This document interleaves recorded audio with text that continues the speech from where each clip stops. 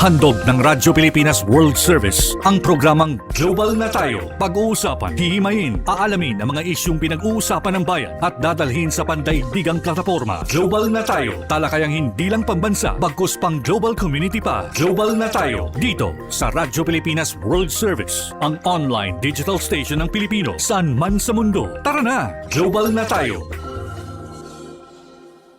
Muli po isang mapagpalang pagbati at welcome na naman sa isa pang edisyon ng programang Global na Tayo. Ang programang Global na Tayo hatid po sa inyo ng himpilang Radyo Pilipinas World Service. Ako po inyong lingkod, Ray Sampang. Ang ating pong programa ay inyo pong masusubaybayan sa pamamagitan ng ating Facebook Broadcast Live. Sa inyo pong mga Facebook browser, type lamang Radyo Pilipinas World Service. Ganyan din sa ating YouTube channel, sa inyo pong YouTube browser, type lamang Radyo Pilipinas World Service. At sa iba't ibang panig ng mundo, yan po sa pamamagitan naman ng ating shortwave broadcast. Sa pamamagitan gamit po ang ating mga shortwave transmitters sa facilities ng Voice of America. Kasama po namin maglilingkod sa inyo sa production side ang ating executive producer for today, Ms. Drizzle Nanyong. Kasama pa rin ang ating producer si Mr. J. Arevalo. And of course sa Wirecast operations natin, kasama naman natin si Hero. Ayan. At siyempre tayo po ay nakatutok pa rin sa mga kaganapan dito sa loob at labas ng ating bansa. Partikular dito po sa epekto ng bagyong si Inday at ang paghatak nito ng habagat at nagiging sanhi ngayon ng mga pag-ulan sa iba't ibang panig ng bansa. Ito pong habagat ay nagdudulot ng matinding puhos ng ulan halos sa iba't ibang bahagi ng bansa, sa Mindanao, sa Visayas, maging dito sa Luzon. So makikipag-ugnayan po tayo sa mga Office of Civil Defense Regional Offices natin para po malaman ang kalalagayan nila sa mga oras na ito. Sanhi ng habagat na hinihila o ini-induce nitong bagyong si Inday. Pero speaking of bagyong Inday, medyo humina pa ho itong bagyong Inday habang nandyan pa rin sa bahagi ng Philippine Sea at malapit lamang dito sa isla ng Batanes. Pero humina na po ito ng gusto, hindi na ito super typhoon at humina na po ito ng gusto. Pero magdudulot pa rin ito ng pag-ulan, lalo na sa Batanes, sa Region 2, Region 1 at yung habagat naman dito sa may bahagi ng Visayas at Mindanao. At tungkol dyan, makakasama po natin ang ating OCD Region 8 para po malaman naman natin ang kalalagayan ng ating mga kababayan dyan sa Region 8. Ay napaka-importante pong malaman mismo natin kung kamusta na ang ating mga kababayan dyan sa Region 8 na nakakaranas o baka nakakaranas na rin ng matinding buhos ng ulan. Pag sinabi ho kasi nating Region 8, yun yung Leyte, Southern Leyte, Biliran, Samar, Eastern Samar at Northern Samar. So nasa linya na po natin ngayon si Director Erwin Romel P. Lamson, Director 3, ang acting Regional Director ng OCD Region 8. Magandang umaga po, Regional Director Lamson, at maraming salamat po sa pagpapaunlak sa aming programa. Yes, good morning. Maupay nga aga. Yan ang greetings dito sa... How is my signal? Okay lang ba? Can you hear me? Yes, I can hear you. Medyo lakasan lang po natin ng konti siguro, Regional Director Lamson. Okay. So, good morning. Maupay nga aga. I hope that my signal is fine with your station and this connectivity. So, I would like to render some sort of a report na pwede niyong malaman ang current situation in his Eastern Visayas. So, it is currently experiencing scattered rain showers and thunderstorms due to the enhanced southwest monsoon o yung habagat with indirect effects from Typhoon Inday or international name Bavi, located far northeast of Luzon. We expect moderate to rough seas, gusty southwest winds, and heightened flood and landslide risk throughout the weekend. So, ganun yung natin. But then, lately, nakaramdam kami ng seismic activity within Balangiga. There was a magnitude 4.9 at 12:46 kaninang madaling araw tawag nito, intensity 4.9. But there was a little effect doon sa 4.9 na downgrade na siya from 5.0. So, okay pa rin kami. We're just keep on monitoring Okay. seismic and weather system para naman masabihan na namin, ma-advisean na namin, magkaroon na kami ng advisories regarding preparation, response, and recovery efforts sa ating mga nangyayaring hazard. Okay, let me just butt in, Regional Director Lamson, na tama po ba yung narinig ko, nagkaroon ng pagyanig o lindol sa Balinggiga? Yes, bali, ito yun. At 12:46, 10 July 2026, dinowngrade na nila yung 5.0 to 4.9, and there was still monitoring intensity 3 in Abuyog, Dulag, and Mahaplag, Leyte, and intensity 2, Hinundayan, Southern Leyte, Alang-alang, Leyte, and then intensity 1, Baybay, Ilongos ng Leyte, Sogod in Southern Leyte, Villarreal in Samar, San Francisco in Cebu, and City of Surigao, Surigao del Norte. So ano lang ito, ito yung na-monitor namin kung saan widespread. Kumbaga, it's not our turn coming from Sarangani, but then nagkaroon kasi ng mga varying intensities, and it is spread through central Philippines and doon pa sa Surigao, which is malapit sa amin. The only reason that we can relate this is because the Philippine trend runs alongside Samar and Leyte. Kaya medyo nakakaramdam kami ng mga intensities na ganyan. Alright. As of now, Regional Director Lamson, wala naman pong reported na major damage sa infrastructure at sa mga iba pa mga infrastructure? Wala naman, kasi kung nagkaroon ng kung nagkaroon ng significant structural damages, we would have called for an emergency meeting for Emergency Operation Center so that mabigyan ng advice o mabigyan ng situationer ang mga local government, particularly ang DILG, kasi sa phases ng disaster risk reduction management, there are 4 phases. The first is prevention and mitigation. This is readily given by our DOST, PAG-ASA, PBOC, and NGB. And then ang preparation coming from DILG, response coming from DSWD, and then rehabilitation and early recovery from the DepEd. And bali, ang trabaho ng OCD, interagency kami. Kaya we monitor so that we can advise the appropriate government agency kung within the mandate na ang nangyayari sa lugar. Okay, so that's nice to hear. Walang pa masyadong major infrastructure damage both sa private saka sa government infrastructure. So, ang sinasabi nila, kung ayaw talagang dumating dito, wag na lang. Huwag na nating imbitahan ng gusto. Okay. When I assumed here, sabi nga, salubungin ko daw yung mga bagyo at saka mga disasters. Okay. Sabi ko, ayaw nga sir umiiwas sa Eastern Visayas. Di wag ko nang papasukin para wala na tayong problema. Alam mo namang uninvited, gusto mo pang imbitahin. Yeah, Yun yung mga peculiarities, idiosyncrasies ng civil defense. Yes, that's true. Office of That's true naman, Regional Director Lamson, sino ba naman ang gustong imbitahan ng anumang uri ng kalamidad o disaster sa inyong lugar o sa inyong probinsya o sa nasasakupan po ng because OCD? of yung consequences ng current southwest monsoon, yung ibang regions natin nagde-declare ng suspension of classes. Fortunately or unfortunately, hindi nagsususpend ng classes dito sa Eastern Visayas kasi tolerated pa yung scattered rain showers and thunderstorms. Kaya humihingi rin kami ng advisory galing sa DepEd. Wala pa naman silang ini-issue. Kaya patuloy lang yung pagganap namin ng day-to-day existence and survival ng tao dito sa Eastern Visayas. Alright, so In a nutshell pala, Regional Director Lamson, hindi naman masyadong ramdam sa Region 8 itong habagat at itong bagyong si Inday na humihila ng habagat. Hindi naman siya masyadong ramdam dyan sa Region 8.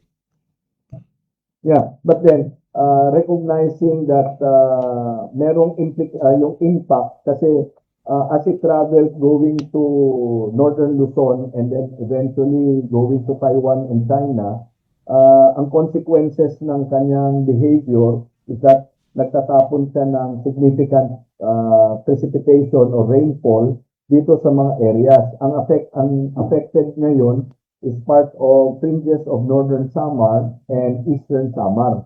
So they still experience rainfall or heavy rainfall kung paminsan-minsan o paghapon. Kaya yan yung mga binabantayan pa namin. So the National Earthquake Simulation Drill or NSED, National Simulation Earthquake Drill, which we held for the month of July, doon namin nakita na may sense of preparedness and readiness para to confront the challenges of natural hazard. Kaya sabi ko, okay na yan. At least may sense of preparation tayo and alertness. So, nagiging resilient ang ating local government units and local communities regarding this one. Okay. With that, Regional Director Lamson, maraming salamat po. Unless meron pa ho kayong mahalagang impormasyon na gustong ipabatid sa ating mga kababayan, lalo na sa mga kababayan po niyo dyan sa Region 8. Yeah. So ang sinasabi lang ngayon, we are given the advice na Friday ngayon, there is 80% of rain and thunderstorms, but on Saturday, mostly cloudy, 55% of rain. And for the Sunday 12 until Tuesday 14, there will be partly cloudy, 65 to 70% chance of afternoon or evening thunderstorms. Temperatures, my heat index can reach from 36 to 39 degrees for extreme portions. But right now, we are monitoring or may monitoring for flooding and landslides kasi dahil sa Samar and Leyte, there are river basins and upland barangays that has high risk of the flooding and landslides. We are also very cautious in giving advices to small fishing vessels and inter-island transport to remain in port due to rough seas. Kasi ganyan talaga yan. And then despite the rains, there is high humidity and heat index may cause fatigue, hydration, and rest breaks are essential. So, ganun pa rin, pagka nagkaroon na naman ng situation, we will just conduct pre-disaster risk assessment, which is critical in our operations on an emergency operations center 24-hour watch. So, yun lang po ang gusto namin i-disseminate na we are still doing our job so that we can offer 100% to you our service in terms of our mandate for the Office of Civil Defense. All right. So that's we very much we appreciate it very much, Regional Director Lamson, for giving us those updates at yung mga ginagawa po ninyong mga efforts bilang paghahanda dito sa epekto ng bagyong Inday na humihila nga po ng habagat, plus yung palang lindol na tumama sa inyo dyan sa Region 8. Ano po, we hope and pray na wala tayong maitalang casualties at makabangon kagad ang Region 8 dito sa lindol na tumama sa Balingiga. Thank you very much po, Regional Director Lamson. Okay, thank you po. Again, be safe and stay healthy for the rest of the day and then for the rest of the year. Pang-sampu pa lang yata itong Inday. Pang-sampu pa lang yan. So, meron pang isa pa na darating. Letter J naman yung inaasahan natin. But then, hindi pa siya nagmamanifest. So, 11, 20, yearly 20. So, mga siyam pa yung inaasahan natin. Well, that's just according to historical antecedents natin. Thank you. Thank you very much. Ang ating pong regional director ng Office of Civil Defense Region 8, Director 3 Erwin Romel P. Lamson, ang ating pong pagtutok ano po diyan sa epekto ng bagyong si Inday na humahatak po ng habagat at nakakaapekto rin po, nagbubuhos ng ulan sa malaking bahagi ng Pilipinas including Region 8. Pero ito ang kinagulat ko, merong naitala palang lindol dyan sa bahagi ng Balangiga, dyan sa may Visayas, sa Region 8. Medyo 4.9 tapos sa ibang lugar nasa 3, ibang lugar nasa 2. So kukuha pa rin ho tayo ng konting detalye dyan kung makakakuha tayo ng konti pang detalye mula sa ating ahensyang PBOX regarding dyan sa lindol na yan na tumama sa Region 8. Biro nyo, bukod sa bagyo, sumabay pa ang lindol. Magbabalik po kami makalipas ang ilang paalala. May dalawang mukha ang gutom na matagal nang kinahaharap ng bansa. Ang gutom ng magsasakang buong araw nagtatanim pero kapos pa rin ang kita. Ang gutom ng pamilyang walang maihain. Ang ugat ng problema, maraming dinadaan ng mga middlemen ang mga ani. Nagmamahal ang pagkain pero lumiliit ang kita ng mga magsasaka habang nahihirapang makabili ang mga pamilya. Ito ang binago ni Pangulong Ferdinand Marcos Jr. Ang presidente natin napakalinaw ng instruction sa amin noon, huwag kami bibili sa mga malalaking kumpanya. Unahin ang mga farmers co-op. Lahat ng mga benepisyaryo ng walang gutom, sa farmers co-op rin tayo humahango. So sir, yung farm niya, doon na kami bumibili. Noong nakaraang linggo, dinayo ng Pangulo ang South Cotabato. Kanyang ininspeksyon ang pagsasanib puwersa ng Department of Agriculture at Department of Social Welfare and Development para tiyaking mula bukid ay diretso na ang ani sa DSWD. Na-conceptualize ng ating Pangulo, mabawasan yung layers, lumaki ang kita for both the farmers and mas baba din ang gastos for the consumers. Pinakinggan din ng Pangulo ang mga pamilya. Ngayon, mas makakain na talaga kami ng 3 beses sa isang araw. Kanin na. May ulam na sir, may protein na tayo eh. Ganito, hindi na kayo nag-aalala na lalo na kayo, ang dami ninyong pinapakain. Para sa Pangulo, ang food security ay hindi lang programa, kundi pangako na ang tulong ay pangmatagalan. Ang tawag namin, hindi na farm to market. Ang tawag namin dito, farm to table. Dahil tuloy-tuloy mula sa mga farmer, dire-diretso na sa kanilang hapagkainan. Sa buong bansa, tuloy-tuloy ang trabaho. Isa-isang inaayos ang mga bagay na magpapagaan sa buhay ng mga Pilipino, tulad ng sama-samang pagkilos ng pamahalaan para sa siguradong pagkain sa bawat hapagkainan. Mabigat ng konti. Mabilis ang trivia, dagdag talino. Heto na ang Dagling Kaalaman. Alam nyo ba, sa mga PhilHealth covered cases, mayroon ng zero balance billing o no balance billing. Paano ito gumagana? Simple lang. Magpa-admit sa ward ng DOH accredited hospital. Ipakita ang PhilHealth ID o MDR, pati na rin ang government issued ID at admission documents. Dumiretso sa PhilHealth Help Desk para sa verification at processing. At paglabas mo ng ospital, covered na ng PhilHealth ang room and board, doctor's fees, lab tests, operating room, at gamot mula sa pharmacy. Layunin nito ay mas pantay, abot kaya, at tuloy-tuloy na serbisyong pangkalusugan para sa lahat ng Pilipino. Kaunting kaalaman na malaking dagdag talino. Abangan muli ang susunod na Dagling Kaalaman. Global na tayo. Global na tayo. Kasama si Ray Sampar. Dito sa Radyo Pilipinas World Service.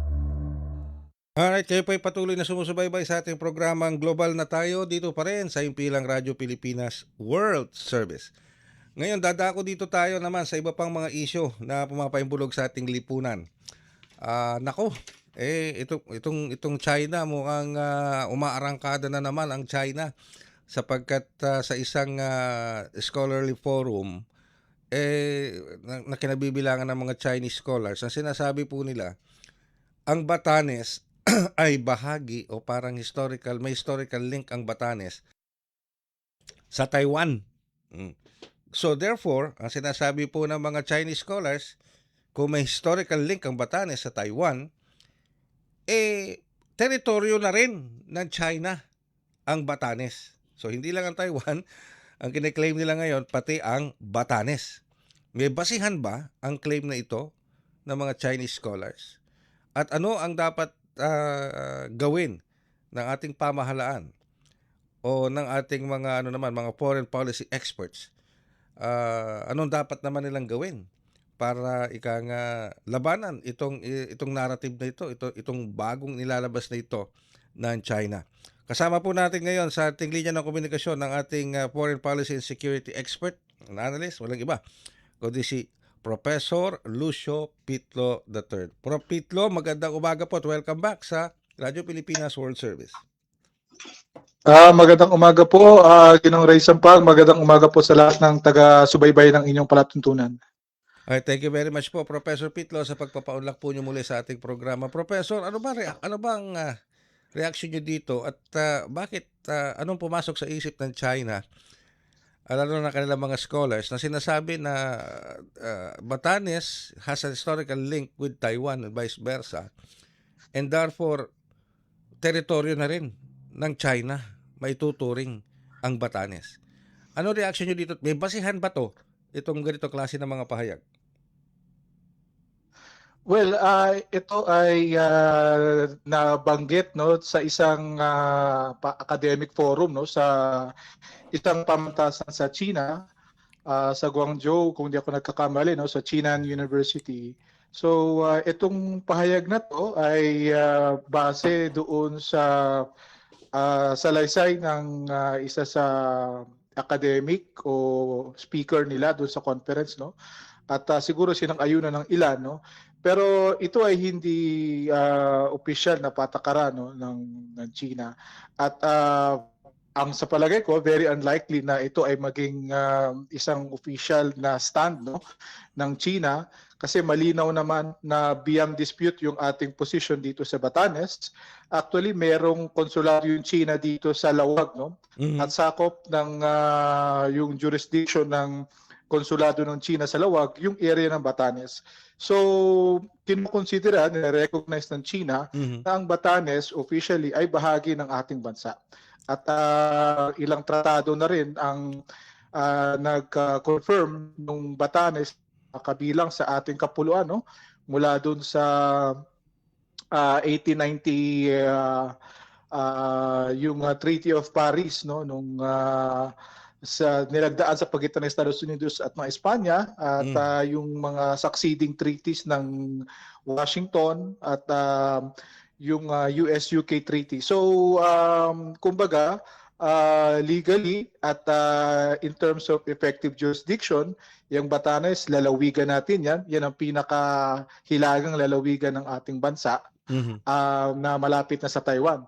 So alam naman natin in recent years na mas umigting yung relasyon natin sa pagitan ng Manila at ng Taipei. Siguro isa yun sa concern ng China, pero hindi naman yun pwedeng gawing basihan para i-claim itong Batanes na bahagi ng Taiwan at therefore bahagi ng China. So yan naman ay dapat lang pabulaanan, at nagpahayag na rin yung ilang official natin sa DND at DFA para kumbaga ay i-refute yung claims na yan. So ang gumawa pala ng pahayag ay hindi Chinese government mismo, kundi mga academics o mga scholars. Ito po ay nangyari sa isang academic forum. Alright, so ito ay isang matuturing na walang basihan, katang-isip lamang ng mga academic scholars nila. Ganun ba yun? Well, regrettably, may mga ilang akademiko siguro yung kanilang nationalism ay medyo naka-cloud siguro yung judgment nila. Kasi alam naman natin itong tension recently sa pagitan natin at ng China, at paparating at itong anibersaryo ng isang dekada nung arbitration award.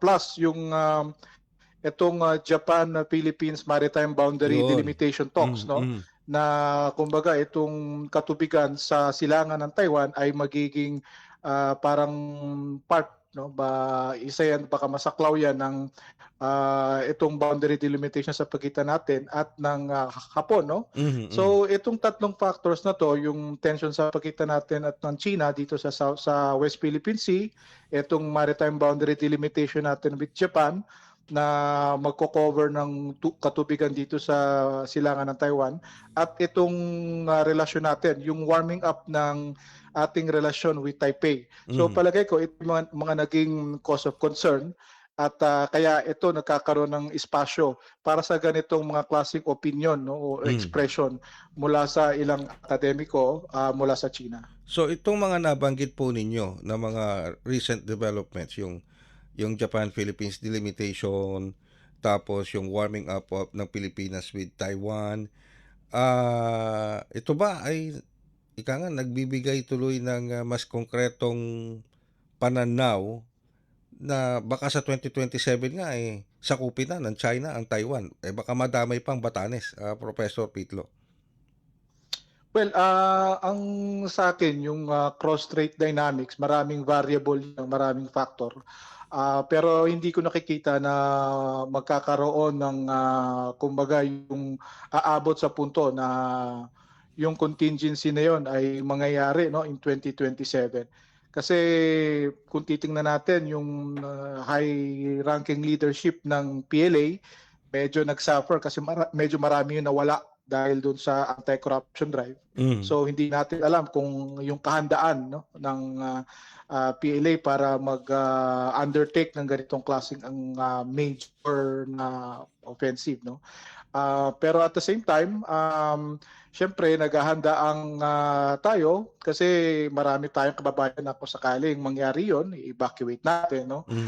Yung issue ng Batanes dahil sa proximity niya sa Taiwan at mayroon na ring mga exercises tayo dyan. May yung ilang rounds ng balikatan ay nag-cover ng some areas dyan, no, sa Batanes. At meron siguro kung pinoproposition dyan na tropa ng Amerika at ilang equipment siguro. So yun ay maaring naging cause of concern siguro sa bahagi ng China. At kung mangyari yung contingency na yun, siguro baka yung calculation, no, on whether i-include yung Batanes doon sa, kumbaga, ay kailangan i-neutralize kung sakaling magkaroon ng contingency sa Taiwan, palagay ko magiging bahagi yan ng planning, no. Pero yan ay mga senaryo, no, mga potential senaryo. Mahirap sabihin kung kailan siya at kung mangyayari siya if ever, pero sa aking pananaw less likely, no, kasi maraming factors, no. Yung domestic political situation dito sa Taiwan, magkakaroon din sila ng election kasi sa 2028, no. The same year na election sa atin, election din sa Estados Unidos. So yung mga leadership changes sa tatlong bansa na yung tatlong lugar na yon, na magkakaroon ng bearing yon sa cross-strait issue. Last question na lang po, Professor Pitlo. May lumabas po kasi na panibagong survey ang Okta Research kung saan sinasabi nito na 66% ng mga Pilipino sumusuporta kay Pangulong Ferdinand R. Marcos Jr. sa kanyang administrasyon patungkol po dito sa pagtatanggol sa West Philippine Sea. Bilang isang foreign policy expert at security analyst, ano po ang reaksyon nyo dito sa survey na ito? Well, yung timing ng survey kasi nga yun nga isang dekada to mark to commemorate, no, yung isang dekada ng arbitration award.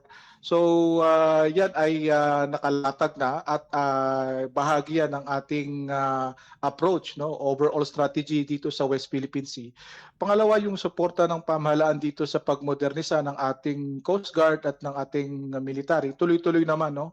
At yan naman ay dapat natin gawin. Actually, long overdue na, no? Pero just the same, yung patuloy na suporta ng pamahalaan sa pag-upgrade, no, ng ating capacity to patrol our vast maritime domain, particular na dito sa West Philippine Sea. Yan naman ay dapat talagang i-recognize, no? At syempre, yung diplomatic approach na although pinapalakas natin yung ating alyansa with US, ngayon pinapaigting na rin natin yung security relations with Japan, no, at with other partners and allies. Pero sa kabila, no, bukas naman tayo sa dialogo, sa pakikipag-usap. Nandiyan yung code of conduct na negotiations na nais nating itapusin sana, no, i-conclude sana habang tayo yung chairman ng ASEAN ngayong taon. At meron din tayong bilateral consultation mechanism with China na nais nating kumbaga ay masapalakas, no. So yung ganyang approach, overall approach natin dito sa West Philippine Sea ay tama naman, no. At yung international law ay nasa bahagi natin, yung UNCLOS nasa bahagi natin, at yan ay in-affirm, no, ni-reinforce ng arbitration award. At bukas tayo sa dialogo, at at the same time pinapalakas din natin yung ating capacity, no, para i-discourage yung anumang attempt na baguhin yung status quo dito sa flashpoint na ito. So you can also see yung resulta po ng survey na 66%. So amenable kayo doon sa naging resulta ng survey na yon. Actually, mataas yun, no? Considering kasi alam naman natin itong mga recent times, no, yung very polarized na rin yung situation, no? In terms nung, syempre, yung domestic politics natin, at the same time, yung strategiya, yung approach natin pagdating dito sa relasyon natin with China at itong strategy natin para sa West Philippine Sea. So yung 66%, palagay ko, mataas na yan na parang vote of, you can say, confidence or parang approval doon sa pinili na strategiya ng ating pamahalaan para i-address itong issue na ito. Alright, with that, Professor Pitlo, siguro ano bang huli mong mensahe para sa ating mga kababayan na nakikinig at nanonood sa atin ngayon, both nasa loob ng bansa at nasa labas ng bansa, hinggil po dito sa naging pahayag nito ng mga academic scholars ng China regarding sa Batanes at itong sa survey ng Okta Research. Go ahead po, Professor Pitlo. Well, yung Batanes ay bahagi ng ating bansa, no? So yan naman ay nire-recognize internationally. Yung effective jurisdiction natin diyan, ilang ano na yan, no? Ilang dekada na yan, no? At ilang mapa, ilang tratado na ang nag-affirm ng ating position diyan. Pati yung China, no? At so itong mga academic expressions na ito ay yung context niya kasi nga dahil dito sa tension na umigting, yung iba pang recent geopolitical developments. Pero ito ay hindi, very unlikely ito na maging official na stand ng China, no? At kung umabot ba doon, syempre meron tayong mga diplomatic na mechanisms to protest, no? At syempre yung ating position dito sa West Philippine Sea patuloy naman at naninindigan tayo na yung international law ay nasa ating panig. At the same time, bukas tayo sa pakikipag-usap para iwasan ang conflict at hindi umabot sa punto na yung tension ay yun yung magdikta ng relasyon natin with sa ating mga kapitbahay, no? Alright. So palagay ko yun yung mensahe na maiiwan ko siguro sa ating mga taga-pakinig. Maraming salamat. Thank you very much, Professor Lucio Pitlo III. As usual, sa in-depth analysis and perspective dito po sa pinag-uusapan natin para mabigyan ng tamang direksyon ng pag-unawa ang ating mga kababayan tungkol po dito sa matters being discussed. Thank you very much po, Professor Pitlo. Maraming salamat po. Mabuhay po kayo at ang inyong programa. Ang ating pong foreign policy expert at security analyst, Professor Lucio Pitlo III. Ayan, okay. So, mga academic scholars lang pala yung nagsalita. Yung parang mga ano lang yan, yung parang mga ano tawag dito, mga professor din, yung mga doctorate nila dyan, kung mga nagtatrabaho sa universidad. So, hindi daw, ayon kay Professor Pitlo, hindi ito ang official stand ng Chinese government. Okay?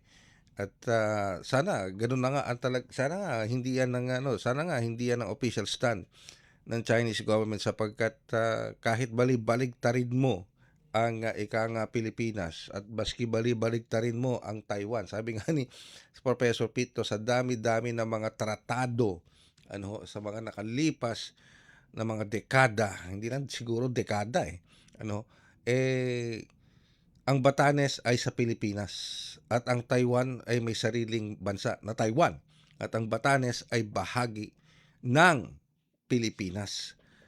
Baka nai-insecure na naman ito mga Chinese academic scholars dahil masyado tayong close sa Taiwan. Sabi ko nga sa inyo mga kababayan, nakapunta na ba kayo ng Batanes? Yun ang tanong ko. Nakapunta na ba kayo? Pag napunta kayo, napakagandang lugar ng Batanes. Pero pag may tumilaok na manok, siguraduhin mo lang na yung manok ay nasa Batanes. Baka mamaya narinig mong tilaok ng manok galing pa sa Taiwan. Ganun po kalapit ang Taiwan sa Batanes. Kaya meron din tayong kahit papanong connection sa Taiwan, okay? Kasi merong mga historical research ang nagsasabi na merong mga taga-Taiwan, dati noon, nagtungo sa Batanes. O meron din nagsabi ng mga taga-Batanes nagtungo sa Taiwan. Nagkaroon ng settlement sa Taiwan. Ganun din ang Taiwan, nagkaroon ng settlement sa Batanes noon. Matagal na yon, yung bumubuo pa yung pagkakatatag o population ng Batanes. Pero matagal na yon, hanggang sa magkaroon nga po hanggang sa ang Batanes ay maging part and parcel na talaga ng Pilipinas. Okay? Relax lang yung mga academic scholars natin sa China, ha? Relax lang kayo. Si Kuyang yung Chinese government natin diyan, ha? Medyo pagsabihan nyo yung inyong mga academic scholars. Hinay-hinay lang, masyado silang excited. Magbabalik po kami makalipas ang ilang paalala. Paano nga ba mag-register para magkaroon ng schedule sa Bagong Pilipinas Presidential Action Center? Narito ang mga dapat gawin. Gamit ang iyong mobile device, pumunta sa eGovPH app. Pwede itong i-download mula sa Apple App Store o sa Google Play Store. Gumawa ng account. Ilagay ang email address, valid mobile number, pagkatapos ay makakatanggap ka ng one-time code sa iyong email. Gamitin ang code sa eGov app para sa verification ng iyong account at ng mga impormasyong ibinigay. Congratulations! Meron ka ng eGovPH app account. Pwede mo na ma-access ang iba't ibang serbisyo ng gobyerno kabilang ang mga serbisyo sa Bagong Pilipinas Presidential Action Center. Mabilis ang trivia, dagdag talino. Heto na ang Dagling Kaalaman. Nasubukan niyo na bang gumamit ng QR codes? Ang QR codes o Quick Response Codes ay naimbento noong 1994 ni Masahiro Hara, isang engineer ng Japanese company na Denso Wave. Pangunahing layunin nito ang pag-label at i-track ang automotive parts. Sa pagnanais na maikalat at makatulong ito sa lipunan, isinulong ng Denso ang Advanced International Standardization at ginawang open source ang technology. At ngayon, ito ay ginagamit na sa lahat, mula sa mobile payments hanggang sa restaurants, event tickets at authentication system. Kaunting kaalaman na malaking dagdag talino. Abangan muli ang susunod na Dagling Kaalaman. Itinuloy na po natin ang zero balance billing. Libre po.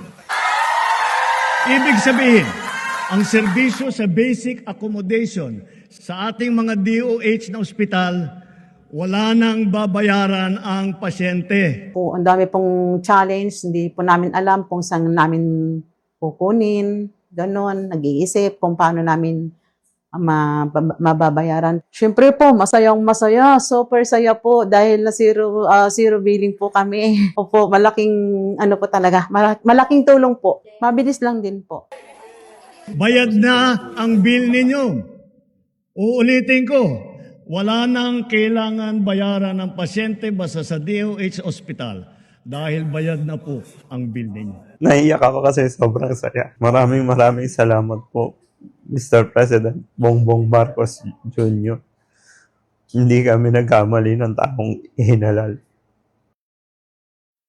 Global na tayo. Global na tayo. Kasama si Ray Sampa. Dito sa Radyo Pilipinas World Service. Alright, kayo po'y patuloy na sumusubaybay sa ating programang Global na tayo. Matapos po natin makausap si Foreign Policy and Security Expert Professor Lucio Pitlo, dadako po muli dito, babalikan natin ang sitwasyon sa iba't ibang panig ng ating bansa na naapektuhan o maaring maapektuhan ng bagyong Inday na humihila at nag-i-induce ng habagat o matinding pagbuhos ng ulan. Kanina nakausap natin ang OCD Region 8, ngayon naman po makakausap natin ang OCD, Office of Civil Defense, Davao Region. Walang iba po yan kundi si Ginoong Ednar Dayang Hirang, yung Regional Director ng OCD Davao Region.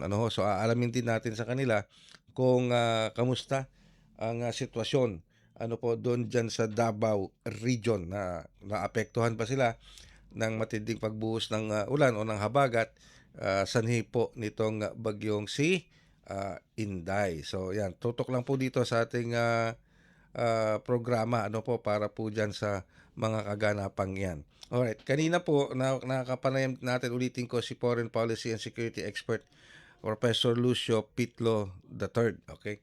At dito na ipaliwanag niya o naklaro niya na itong naging pahayag na kumalat sa social media na tinuturing ng China na ang Batanes ay part ng Taiwan at therefore teritoryo na rin ng China. So nilinaw po yan ni Professor Pitlo. Ang sinasabi po ni Professor Pitlo, yan ay hindi official stand ng Chinese government, kundi mga pahayag lamang ng mga academic scholars mula sa China.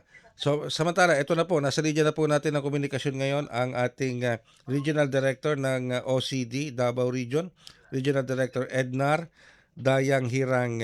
Regional Director Dayang Hirang, magandang umaga po at welcome back sa Radyo Pilipinas World Service. Good morning po. Okay, kamusta po ngayon sa Davao Region? Naramdam ba ninyo dyan sa Davao Region ang Randam mo natin ang enhancement ng habagat because of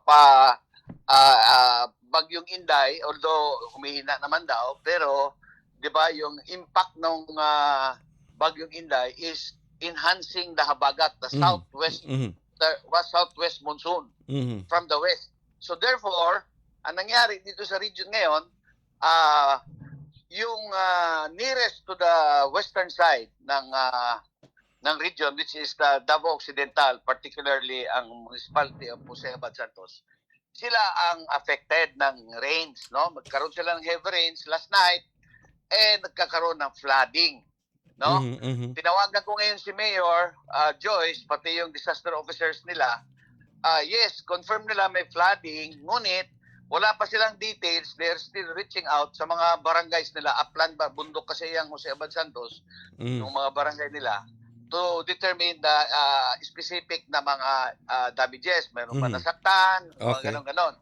So they will report today. Alright. Ngayon, the other provinces in Davao Oriental, Davao del Norte, meron ding rains, pero hindi siya habagat. It's more on the localized thunderstorm, no? Localized thunderstorm naman. Yung kasi eastern part na yung iba eh. Nasa northeastern part na yung ibang provinces ng Davao region. Itong sa may southwestern side banda, yun yung inapektuhan kasi nga habagat yung in-enhance ni Inday. So itong municipality po ng Jose Abad Santos, ang reportedly ang naapektuhan talaga ng habagat. Heavy rains. Heavy rains. Then that is very concerned ako because alam mo naman, 'di ba, sila din yung heavily affected nung 7.8 earthquake, nung Sarangani earthquake, sila rin. Then okay, so of course from day one we are helping the government, national, lahat. But may naiwan kasing threat sa kanila, which is the yung artificial damming, yung mga bundok na nasira, na bumagsak sa mga rivers. Yung biggest na damming na-solve na natin, but mayroon pang 6 na iwan. 6 na artificial damming ito? 6 na artificial damming, and yung report, yung specific report na talagang pinuntahan na talaga doon ng mga tao, the other day. So nagkaroon kami ng discussion about the report. Pina-finalize nila yung matrix so that we can makaplan kami what to do. Okay, ang recommendation as the regional director is to, kasi tingin ko it is matagalan. Matagalan, tapos kailangan ng maraming expert. Ito, sabihin mo, daming lang na malakihang daming. Marami pa, 6. So I think 3 to 6 months ang tabanan nito. Pero itong anim na artificial damming na ito, lahat ito sa Jose Abad Santos o sa iba't ibang lugar? Yes, lahat sa isang bayan. Wow, sa isang bayan lang? Okay. Jose Abad Santos. Kaya nga, siyempre si Mayor, naintindihan ko naman, parang helpless na rin siya, no? Sa daming sa lahat ibang bagay, maganda. Pero sa daming, sabi niya kanina, tinawagan ko nga, RD, kayo na ang bahala kasi hindi namin kaya, wala kami resources. So, i-clarify ko, sabi ko, Mayor, ano ba, nandyan, are you still active yung incident command system natin? Kasi we are following the ICS on-scene response mechanism. Okay. No? So napag-alaman ko, wala na pala. No. Parang gidemobilize na nila yung kanilang incident command post, IMT. Ang naiwan na lang sa kanila, yung Emergency Operations Center, parang for resource mobilization na lang. Okay. Sabi ko, kung ganun pala, Mayor, so it goes up to the province. No? Mhm. The province takes over the command. Kasi kailangan may command, hindi pwede walang command. O kung sinabi ni Mayor, wala na silang command, so the province now has the command. So tinawagan ko na rin ng province today, kanina umaga ngayon, yung few minutes ago. So okay, ganun nga sir, sabi ni Harry, yung provincial disaster, wala na nga sila sir, nag-demove na sila. So okay, Har, yung ating moving forward, ituloy na natin yung creating the task force na dyan ang emanate from the authority of the governor. Kasi governor na ito, kasi province na. Under the ICS kasi natin, may authority. So now, the authority is elevated to the provincial governor. So everything emanates from the governor. Ang regional and national agencies supports them, augmentation. Anong mga pangailangan natin? So anong pangailangan nila, it arises from them, kasi sila ang nearest to the incident. They tawag natin sa ICS dan, owner of the incident. No? May-ari ng incident nga from municipal, ngayon nasa province na. Sila na may-ari. Okay? As the owner of the incident, other stakeholders like the region and national supports them na. Yun na yung attitude natin. Province na ang ating ngayon. So ngayon, binubuo na lang daw nila, pinafinalize yung matrix para clear yung situationer. Then we create paggawa sila ng resolution doon sa province, creating the task force ng daming ng Port Jose Abad Santos. Okay. Kaya ako ngayon, today, I will convene the regional response agencies natin. Mag-discussion na kami. Mag-dialogue na kami para makaprepare na when that task force is created, we know what to recommend to them. Alright. Pero Regional Director Dayang Hirang, di ba kasama ba dito ang DPWH dapat? To help you out? Of course, lahat. Kasama. 44 agencies under the Disaster Council, Regional Council. Alright. Kasama dyan, DPWH, PNR, lahat. 44 yan. Okay. So, lahat ng resources ng 44 should be made available to Jose Abad Santos. Okay. Ito na, inaayos ko lang ngayon yung system kasi parang nagkaroon ng gap. We thought that still the mayor who takes charge. Hindi na pala. Demobilize na nila. So, province take charge na ngayon. Siya na ngayon ang responsible authority, ang governor. And tayo, always, national agencies, augmentation, tulong naman. Alright. So, sa Yung kasalukuyan... mayor, sabi ko mayor, sa ICS system kasi, bawal na ang national makialam kung walang sabi yung local. Okay. The point can do is to help, to augment, to kami decision for you, parang ganon. So inayos ko yan. Set na yung line of authority ngayon na re-establish na, it's the provincial governor. Alright. So, provincial governor na dapat ang umaakto ngayon dyan, Regional Director. Yes. Oh, yeah. Yun yung aming discussion ngayon with the head ni Governor, si Harry Camoro, is the provincial disaster officer. Kadre naman din yun, nakakaintindi yun ng ICS system. Ako, kadre din ako. The system, siyempre, we have to explain to those who does not know. Yes, that's true. Meron lang counting merong akalaman pero kukunti. We have to be patient how they act. Kasi kailangan ng explanation and aayusin. But ngayon, okay na. Yung na-re-establish ng authority. Yes, that's good. That's good. Sa province na. Alright. So, sa kasalukuyan ba, malakas ang ulan dyan sa region? Wala. Sa Davao City, ako ngayon, wala naman. But gloomy, medyo, may mga ambon-ambon lang. Alright. Okay, so... But yung localized thunderstorm talaga yung nasa Oriental ako kahapon because we announced the National Disaster Month in the city of Mati with Governor Dayang Hirang and the all provinces and municipalities were present there. So, umuulan nga doon banda, but it would localize yung may isang bayan umulan, sa kabila wala. So, most probably, ito lang talagang babantayan natin ngayon itong Jose Abad Santos Municipality dahil nga po dito sa 6 na artificial na daming. Pero, natutugunan na po ito kasi may task force na at ang nakatutok ngayon dito ang provincial governor. Yes, to be supported by the regional Yes, disaster council and Alright. other agencies. But okay, hindi ito, ihiwalay natin ito sa yung tinutulong na natin from day one, ha? Tuloy-tuloy yun. DSWD, Navy, Coast Guard, BIFAR, Air Force, yung bigas, deployed na yung mga bigas ng OCD, yung mga non-food items, food items. Tuloy-tuloy yan, ha? This is a separate case, a special case itong Alright. With that, na as if, dapat i-clarify natin sa public na as if ngayon lang tayo mag-action. No. From day one, umaksyon na tayo. In fact, June 9, nandun na ako sa area. June 8 nangyari, June 9, nandun na ako sa area. Nakipag-contact na sa kanila. This is a special case na daming. Sa 7 daming, yung isa na-solve na natin, yung pinakamalaki. Tumataloy na yung tubig. So, wala nang problema doon. Yung 6, the other layer there lang kasi lumabas yung official report from the ground. Ano ang nakita nila? Okay. Ayos na lang yung matrix. Pero Yung Provincial Task Force on Damming. okay. Pero kasi pag hindi na-address itong artificial damming na to, it could cause Delikado. massive flooding, di ba? Delikado pag bumigay. Oo. Lalo na pag tiging ulan, mas malaki yung tubig na magtataas yung river. Yung nga, part ng discussion sa task force would be alin ang maka-provide ng biggest threat. Uunahin natin. Ang population, evacuate na ba? Ganon. Then, anong strategy to go up in the mountains para makuha niyang damming na yan. So, unahin natin, of course, to save lives. Yes, okay.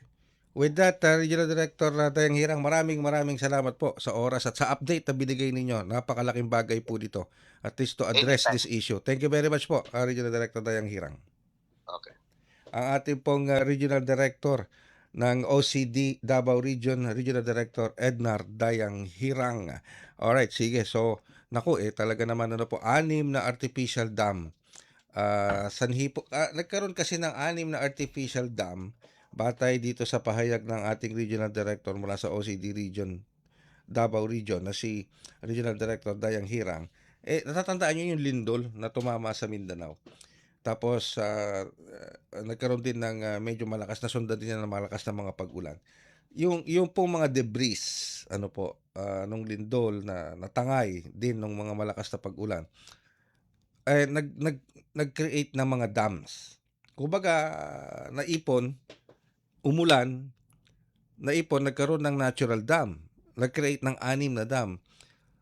Paano nagkaroon ng 6 na dam? Yung pong mga debris nga po nang galing sa bundok o yung mga debris na sanhi ng lindol, may bumuhos na malakas ang ulan, naisama yon. Okay? Naisama hanggang sa ma-block nila, makapag-create sila ng sarili nilang mga dams. 6. Actually, 7 eh. Kaya lang na-solve na yung isa, yung sinasabi ni Regional Director Dayang Hirang, na-solve na yung pang-7, yung pinakamalaki, na-solve na yon. So dumadaloy na yung tubig doon. Pero meron pa ring 6. Ito yung dapat ma-address dahil kapag ito ay hindi na-address at talagang tuloy-tuloy ang pag-ulan, sanhi ng habagat at mga thunderstorms dyan sa Davao Region o sa Mindanao, baka bumigay ito, lulubog talaga. Flooding, talagang massive flooding yan. Ang nakakatakot pa dito, hindi naman sa tinatakot ko kayo, pero nakakabigay ng konting attention natin dito. Itong 6 na artificial damming na ito ay located lang sa isang municipality, sa municipality ng Jose Abad Santos, dyan sa OCD Davao Region. Okay?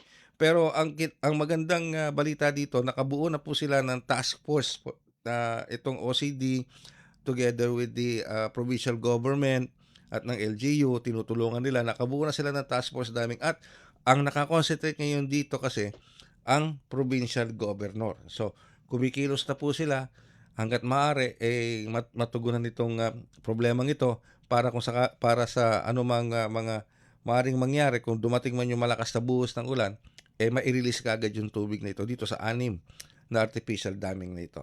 Alright, magbabalik po kami makalipas ang ilang paalala.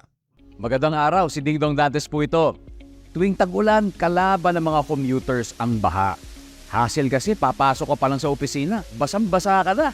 At kung pauwi naman, hirap na nga pumara ng sasakyan, minsan stranded pa. Ano Totoong buhay to. Kaya naman, simple reminders lang mga kababayang commuters.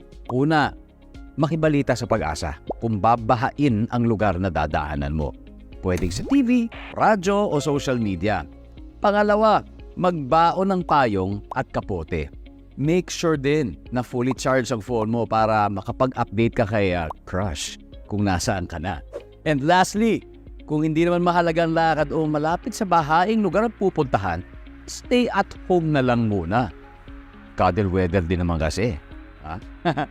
Kaya ingat-ingat sa baha mga kababayan dahil #panatag ang may alam. Maging panatag Pilipinas. Mabilis ang trivia, dagdag talino. Heto na ang Dagling Kaalaman. Ngayong tag-ulan, kasabay ng baha ang banta ng leptospirosis, isang sakit na dulot ng bakterya mula sa ihi ng hayop, kadalasan mula sa daga. Narito ang mga dapat tandaan para makaiwas. Iwasang lumusong sa baha kung hindi kinakailangan. Kung lumusong, agad na maghugas o maligo gamit ang sabon at malinis na tubig. At kung may sintomas, agad na kumonsulta sa doktor para sa tamang gamutan. Protektahan ang sarili at pamilya. Iwas leptospirosis, iwas peligro. Stay safe, kabayan! Kaunting kaalaman na malaking dagdag talino. Abangan muli ang susunod na Dagling Kaalaman. Global na tayo. Global na tayo. Kasama si Ray Sampar. Dito sa Radyo Pilipinas World Service. 66%. Ayan, 66% ng mga adult Pilipino sumusuporta sa administrasyon ni Pangulong Marcos. At patungkol po dito sa pagtugon sa West Philippine Sea Dispute. 66. Napakalaking porsyento nito. Sabi nga ni Professor Pitlo sa ating panayam sa kanya. Ano ho? So kayo ba, kung nakikinig sa atin ngayon, sa loob at labas ng bansa, kayo ba isa dito sa 66% ng mga adult Filipinos na sumusuporta sa Marcos administration laban dito sa response ng pamahalaan dito sa West Philippine Sea, lalo-lalo na sa ginagawang aggression ng Chinese Coast Guard, ng People's Liberation Army Navy, at ng kanilang mga Chinese militia, okay? Sa mga incursion, sa mga ginagawa nilang mga pagpasok sa ating exclusive economic zone, di ba? Okay, pero sige, sinusubukan po natin kunin dyan ang Octa Research, si Dr. Ranjit Rai ng ating Octa Research po pa makahingi ng karagdagang detalye, paliwanag tungkol dito sa survey na nilabas nilang ito. 66%. O yan, 66%. Pero ito ba yung timing ba? Kumbaga, kailan ba ito ginawa? Itong survey na ito. Ito ba ay in coordination na rin with dun sa anniversary ng arbitral ruling na panalunan ng Pilipinas? Okay? So, marami tayong mga katanungan dyan. Pero, higit sa lahat, kinakailangan panindigan natin yung ating mga sovereign rights as a nation. Di ba? Yung ating mga teritoryo. We might not be as powerful militarily as China or any other country, pero yung paninindigan at yung patriotismo, nasyonalismo, dapat hindi nawawala sa isang Pilipino para panindigan ang kanyang ang ating kasarinlan, ang ating sovereign rights, ang ating territorial rights. Okay? So kasi doon makikita mo yung lakas ng loob ng Pilipino. Okay? Hindi lamang kasi napapanalunan ang isang laban sa pamamagitan ng dami o ganda ng iyong mga dalang gamit, kundi doon sa resilience, sa paninindigan, sa tapang, buo ang loob ng mga tao. Diba? For example, tignan nyo na lang yung Ukraine-Russia war.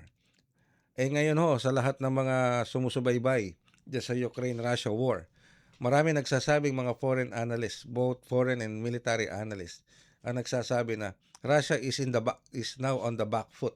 Ibig sabihin, nakakalamang na sa kanila ang Ukraine pagdating sa drone technology, yung kanilang mga military strategy, at nababawi na unti-unti ng Ukraine yung mga lost territory nila na nakuha ng Russia.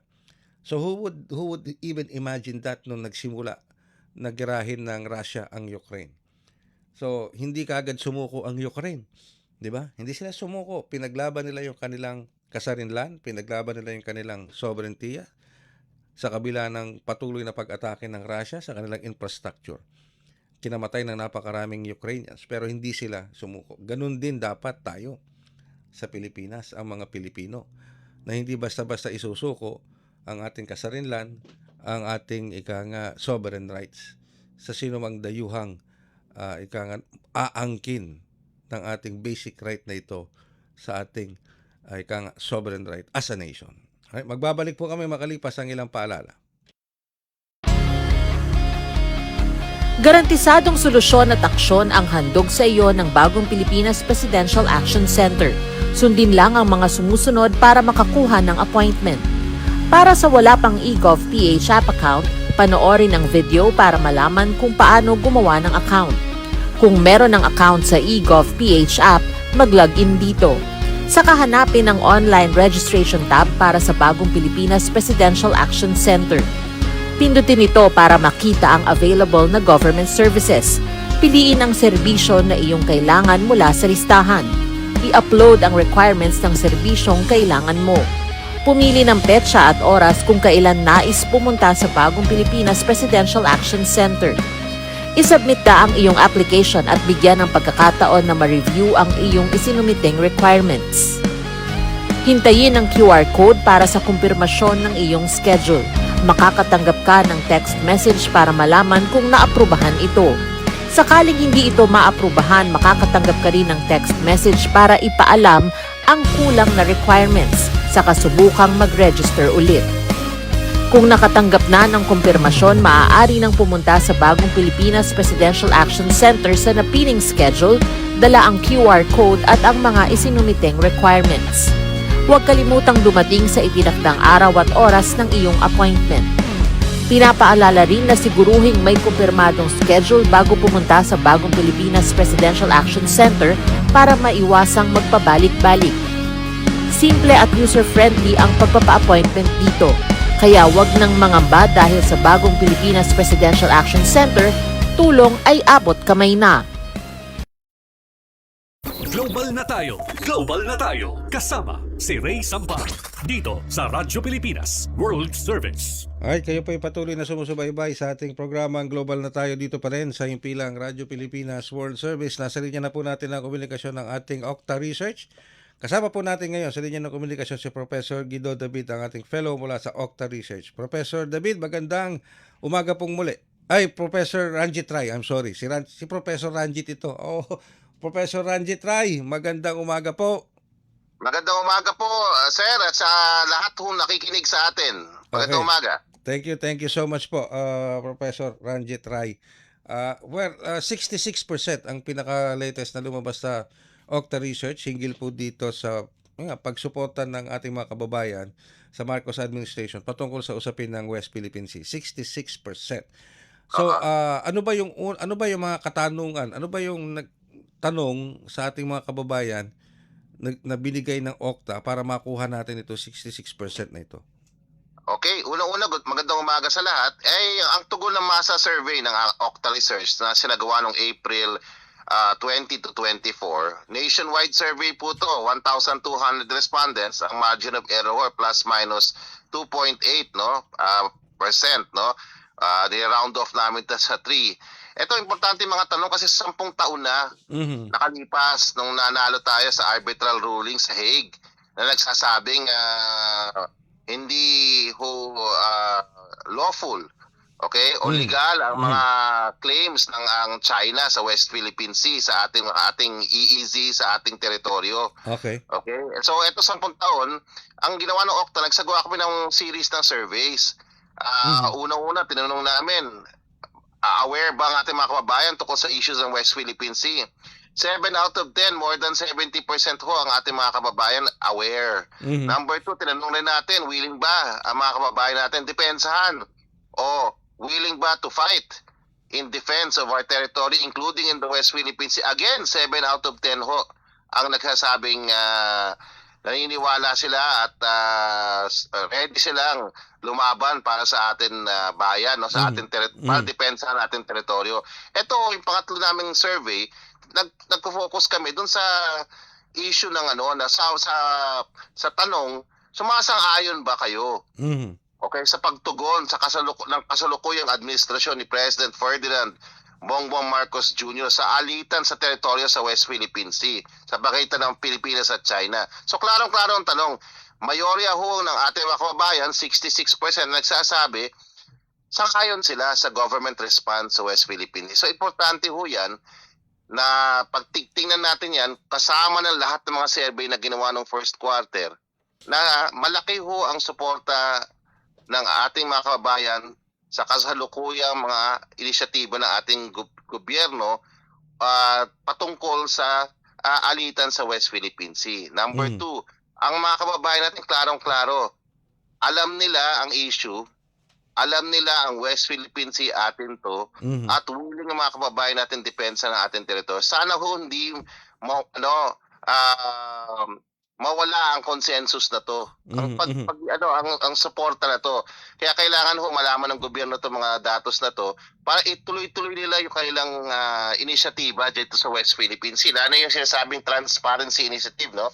Yung sinasabing hindi lang diplomasya kasi ang sinasabi ng ating kababayan, gusto nila talaga na meron tayong mas assertive na posisyon tungkol sa issue na to. Mas assertive ho tayo, talagang pinaglalaban dapat natin yung ating karapatan at ating mga interest dyan sa West Philippine Sea. Yun ang gusto ho ng ating kababayan at sinasabi nila sang-ayon sila sa kasalukuyang mga inisyatiba ng administrasyon. So importante itong mga series ng pag-aaral ng Okta Research through its own survey para malaman ng taong bayan pati ng gobyerno ito ho ang pananaw ng ating mga kababayan tungkol sa mga issue na to. So sumusuporta sila sa government initiative. Number 2, klarong-klaro sa mga ating kababayan, ang West Philippine Sea atin to. Pangatlo, willing depensahan, willing to fight ang ating mga kababayan pagdating sa issue ng West Philippine Sea at mga teritoryo natin, including, of course, yung national territory. So ang tanong doon are you willing to defend your country, including its own interest in the West? At again, 7 out of 10, more than 70% ang sumusuporta. So ito lahat nilalabas namin kasi 10 years na ho ang 10th year anniversary na po ng 2016 arbitral ruling kung saan nanalo tayo. Yes, 10 years na. Against China dito sa claims ng China dito sa West Philippine Sea natin. So kanina nabanggit niyo po 7 out of 10 ang talagang sumusuporta dito sa mga hakbang ng administrasyon at 70% ang willing to defend the West Philippine Sea. When we say willing to defend, physically willing to defend, militarily as much as possible. At saka yung ikaklaro ko po ang tanong na yan ay kinomisyon ho ng Armed Forces of the Philippines noong first quarter ho noong March ho at 2026 at ang tanong, ano ba ho ang commitment nyo sa pagdepensa ng ating teritoryo kasama na ang interest natin sa West Philippine Sea? Ang sumagot ho ay 76%, so alos 8 out of 10. Wow, okay. Kung round off mo. Tinanong rin namin, ano ho ang awareness nyo sa issue? 72% ho. Ito ay survey noong March 19 to 25. Nai-report na po namin sa inyo yan. Nai-report na namin sa taong bayan. Ang sinasabi lang namin, itong mga reports na to, series to ng pag-aaral. Makita lang natin pananaw ng ating mga kababayan ngayong 10th year anniversary ng ating arbitral ruling. Ibig sabihin, buhay na buhay pa rin ang issue na to sa ating mga kababayan. Hindi nila binabaliwala ang issue na to, importante to at klaro sa ating kababayan. Minsan kasi hindi klaro sa mga politiko natin kung atin talagang West Philippine Sea. Pero sa ating kababayan, klaro ever since na ito ay atin at willing silang depensahan ito. At pangatlo, sinasabi nila yung mas assertive yung bang pinaglalaban, no? Yung ating interest sa West Philippine Sea, sinusuportahan niya na posisyon na ating kababayan. Yung pinaglalaban ng gobyerno yan, ha? So kasama diyan yung pag-expand ng naval at troop presence natin sa lugar. Pangalawa, ang paggamit ng diplomasya. Pangatlo, ang pag-modernize ng armed forces. Yang approach na yan ang sinusuportahan ng sinasabi na 66% Pero itong ng ating mga kababayan. itong 66% na ito, Prof. Ranjit, saan dito yung pinakamalaking demographics na nagpakita ng suporta? Halos lahat naman ho. Medyo may talagang konting, ano yan, across the board. Across the board. Ang sinasabi natin, mayorya, no? Hindi siya kasing lakas ng ibang mga probes natin na more than 70%. Ito ho, meron tayong, syempre, may mga hindi sang-ayon, nakukulangan, no? Dahil marami sa ating mga kababayan gusto talaga harapin, no? Yung hamon ng West Philippine Sea na by expanding ho yung ating mga troop at naval presence. Pero syempre, alam naman natin, no? Ang gobyerno tinitimpla lahat yan. Hindi naman po pwedeng puro matigas tayo dyan at puro dahas ang gagamitin natin kasi baka mag-away, di ba? So, minimix natin yung diplomasya. Pero marami po sa ating mga kababayan gusto ko talaga magkaroon talaga ng mas malawak, no, na deployment ng mga tropa natin dyan sa lugar. Siyempre, hindi binabalansin ng gobyerno. So, yung mga kababayan natin na gano'n ang pananaw, marami sila. More than 60% sa kanila ganun ang gustong 66% ang gusto nyo. Syempre nakukulangan sila. So kaya pag tinignan mo yung ating survey, 66% ang nagsasabing sang-ayon sila sa response ng ating administrasyon. Pero may 13% ho na nag-disagree. At 19% na sinasabi na undecided. So yan ay malaking porsyento ng ating kababayan. Pero mayorya pa rin nagsasabing sang-ayon sila sa response ngayon ng gobyerno. So sana tuloy-tuloy ng gobyerno to. Wag silang magdalawang isip sa ginagawa nila. Suportado sila ng taong bayan. Alright. With that, maraming salamat po, Professor Ranjit Rai, sa oras sa pinagkaloob nyo sa amin. This is a good news. Magandang figures ito.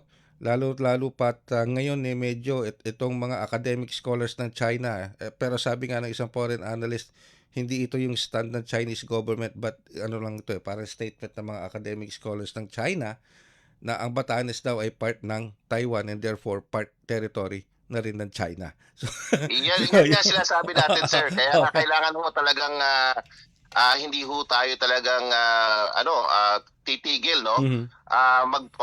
Labanan ng fake news, labanan ho ang misinformation dito, at buhay na buhay ang suporta, no, ng ating mga kababayan dito sa issue ng West Philippine Sea. Hindi siya maliit na issue, hindi siya binabaliwala ng kababayan natin, at kailangan talaga ngayon at 10th year anniversary, dapat talaga i-celebrate natin at bigyan natin ng mas importansya ulit, no, yung arbitral ruling ng 2016 kasi lahat ho ng claims ng China diyan sa West Philippines ay now illegal, no, hindi ho ni-recognize.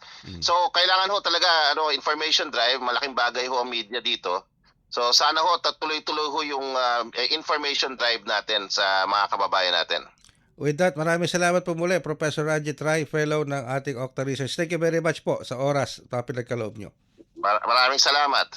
Ang ating pong Professor Ranjit Rai, fellow ng ating Octa Research tungkol po sa survey ng tugon ng masa kung saan sinasabi nga po 66% ng mga Pilipino sa kanilang ginawang survey nitong sa pagitan ng buwan ng Abril at Mayo ngayong taong 2026 nagsasabi 66% of adult Filipinos support the Marcos administration's response to the West Philippine Sea dispute. Samantala, meron ding 13% na nagsasabi na they strongly disagree or somewhat disagree. Samantalang merong pang 19% ang nagsasabi naman na hindi nila masabi kung agree sila or disagree.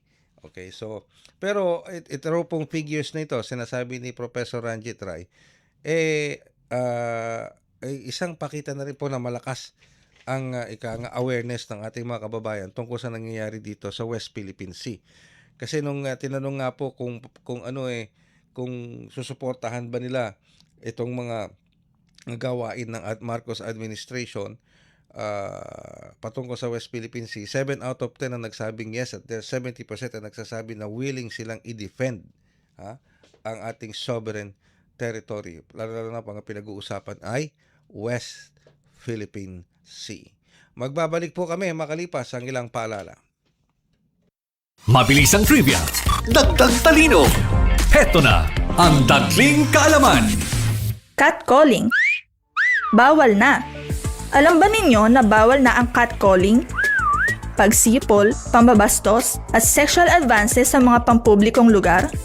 Ayon sa Safe Spaces Act o Anti-Catcalling Law, ang mga ganitong kilos, kahit pa simpleng biro lang, ay may kaparusahan, multa, community service, at kahit pagkakakulong ang maaaring kaharapin ng lumabag. Tandaan, ang lansangan ay para sa lahat, hindi para bastusin ang mga kababaihan o sino man. Respeto ang puhunan, hindi pambabastos. Kaunting kaalaman na malaking dagdag talino. Abangan muli ang susunod na Dagling Kaalaman. This is a public service announcement. Maging handa sa oras ng sakuna. Para sa iyo at sa iyong pamilya, laging siguruhin. Go Bag ay nakahanda at naglalaman ng mga sumusunod. Ilang pirasong damit, ready-to-eat na pagkain at inuming aabot ng 3 araw. Personal na gamit para sa inyong hygiene. First aid kit kabilang ang alcohol, bandages, gamot sa lagnat, ubo at sipon, pati na rin ang inyong vitamins at maintenance medicines. Maglagay ng pito, flashlight, lighter o posporo. Huwag kalimutan ang mga charger o power bank. At higit sa lahat, isama ang mga importanteng gamit gaya ng inyong mga legal na dokumento, IDs, ATM o passbook, insurance at iba pa. This is a public service announcement. Public service announcement from PBS, Presidential Broadcast Service, and Radyo Pilipinas. Global na tayo. Global na tayo. Kasama si Ray Sampa. Dito sa Radyo Pilipinas World Service. Alright, kayo po ay bumabaybay na sa mga nalalabing bahagi ng ating programa, ang Global na tayo. Dito pa rin sa himpilang Radyo Pilipinas World Service. Ayan. So, sa mga tumututok po sa atin, tayo po ay napapanood at napapakinggan live sa pamamagitan ng ating Facebook broadcast. Sa inyo po mga Facebook browser, i-type lamang Radyo Pilipinas World Service. Gayun din sa ating YouTube channel. Sa inyo po mga YouTube browser, type lamang Radyo Pilipinas World Service. And of course, napapakinggan din po kami sa iba't ibang panig ng mundo sa pamamagitan ng ating shortwave broadcast. Yan po ay sa pamamagitan ng ating mga shortwave transmitters through the facilities of Voice of America dito sa Maytinang Tarlac. And hindi rin po magpapahuli ang ating live audio streaming sa inyong mga cellphones, Android man yan or iPhone. I-download nyo lamang po ang PBS Evox Radio Receiver app. Ayan, okay. Ngayon, na marami tayong mga nakapanayam, tumutok tayo dito sa iba't ibang lugar dito sa Pilipinas, lalo na sa mga apektado ng bagyong Inday, lalo na doon sa paghila nito ng habagat. Pumunta tayo sa Region 8, di ba? Nakipag-usap tayo sa Region 8 kay Regional Director Erwin Romel P. Lamson ng ating OCD Region 8. At of course, nakipag-usap din tayo kay Regional Director Ednar Dayang Hirang ng OCD Davao Region. Okay? At dito nga po, dito nalaman natin yung bukod sa bagyo, bukod sa habagat, meron tayong nakapagatid sila ng balita na bukod sa bagyo, bukod sa habagat, may kinakaharap pa silang iba pang mga hamon ngayon. Ano tungkol dyan sa for example, sa Region 8, may lindol, 4.9. We're trying to get in touch with PBOC, si Director Bacolcol, kaya lang nasa meeting si Director Bacolcol ngayon. Anyway, so we can get that later on. So baybayan natin yan sa iba pa natin mga programa dito sa Radyo Pilipinas World Service. So sa naman sa OCD Davao Region, particular dito sa municipality ng Jose Abad Santos. Ito ngayon ang binabatayan, at tinutugunan naman na ngayon ng provincial governor at ng task force damming, dahil meron pong 6 na artificial damming ang nagbabanta dito sa Jose Abad Santos, municipality ng Jose Abad Santos, dyan sa OCD Davao Region. na baka pag bumuhos ang matinding ulan sanhi ng habagat, baka bumigay itong 6 na artificial damming na ito at lumubog ang municipality ng Jose Abad Santos. Pero ina-actionan na po ito ayon kay OCD Davao Regional Director Dayang Hirang. Ina-actionan na po ito. Actually, 7 itong artificial dam na to. Kaya lang natugunan na nila yung pampito. Yung pampito kasi, yun yung pinakamalaki. So ito yung nagawa na ng paraan, dumadaloy na yung tubig dito. Kasi pag sinabi nating artificial dam, naipon yung tubig eh. Kasi matatandaan po ninyo, isa ang Davao region at itong Jose Abad Santos Municipality ang naapektuhan din ng malaki ng saninong lindol. Natatandaan niyo yung lindol? 7.8 na tumama doon sa lindol sa Davao region, Region 11 and Region 12. Natatandaan niyo. So tapos sinundan yan ng matinding pag-ulan, di ba? So yung mga debris naipon, tapos naging sanhi ng bumuo sila ng natural dam dahil sa mga debris. Merong 7 dam, artificial dam na nabuo. So ito ngayon, yung isang pampito, ulitin ko, na ano na yan, nagawa ng paraan, dumadaloy na yung tubig, pero may 6 pa. So pag bumuhos pa lalo ang malakas na ulan at hindi kinaya ng artificial dam, ligwak ang tubig, babaha, lulubog ang Jose Abad Santos Municipality. So ito ngayon ang tinututukan, ito ngayon ang ginagawa ng paraan. At ulitin ko, sabi nga ni Regional Director Dayang Hirang ng OCD Davao Region, nakatutok na dyan ang ating provincial governor, meron ng task force na nakatutok dyan at inaayos na po nila yan at ika nga para hindi ito masyado makaapekto at makapagsagip ng buhay. Yan ang iniiwasan natin na may mamatay, may masawi sanhi nito. So patuloy po kayo sumubaybay dito pa rin sa Radyo Pilipinas World Service. Tayo po'y magpipilid na edisyong ito ng Global na Tayo. Sa ngalan po ng ating Global na Tayo team, ang ating executive producer for today, Drisel Nanyong, producer, kasama rin natin si Mr. J. Arevalo. Sa Master Control, si Milo Jonela, sa Waikasi Hero. And of course, maraming salamat po sa lahat na sumusubaybay sa atin. Sa ating mga Filipino diaspora, sa ating mga overseas Filipino workers at maging mga tagapanood at taga-subaybay natin dito sa loob ng bansa. Ang tabayan na po ang iba pang mga programa dito sa Radyo Pilipinas World Service. Muli po, ito yung lingkod, Ray Sampang. Stay safe. Handog ng Radyo Pilipinas World Service ang programang Global na Tayo. Pag-uusapan, hihimayin, aalamin ang mga isyung pinag-uusapan ng bayan at dadalhin sa pandaigdigang plataforma. Global na Tayo, talakayang hindi lang pambansa, bagkus pang global community pa. Global na Tayo, dito sa Radyo Pilipinas World Service, ang online digital station ng Pilipino saan man sa mundo. Tara na, Global na Tayo.